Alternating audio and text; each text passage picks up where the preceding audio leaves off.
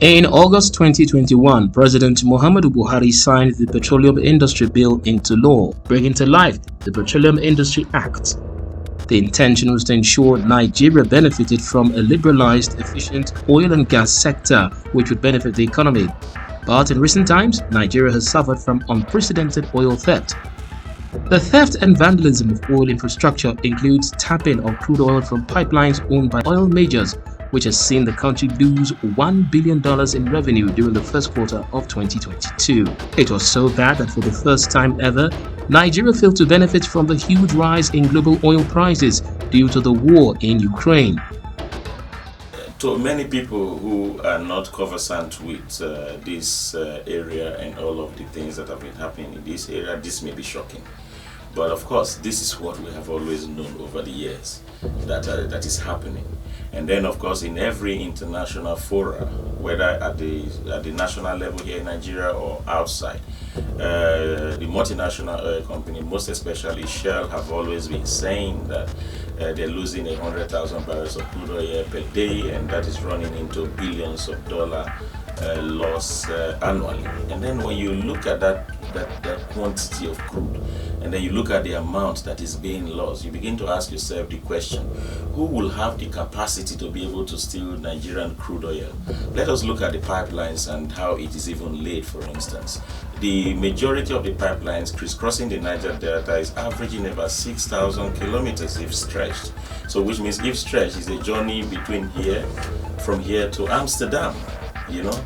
And then you look at them running above ground. That does not meet international standard. They need to be buried below ground, and there is a measure with which you can bury them below ground. So how would those oil crude be stolen if they are actually buried below ground, or they are buried inside? When they run through the riverine area, they are buried deep in the water. So first, you blame the oil companies who do not conform with international standard in how they lay their pipelines around the Niger Delta. And some of the pipelines are corrosive. You know, they are old, outdated, and oxidization has exposed them to leakages.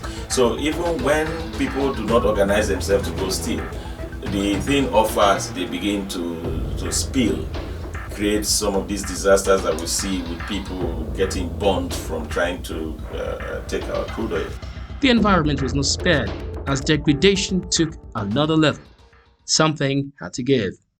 There are stark realities today that the situation of vandal actions on our pipelines and our assets, degenerating into crude oil theft, which you have seen in the media, many of which we can't even say them in the public, is that it has gotten to a point where it needs all of us. It needs all of us to react. And we're already doing this.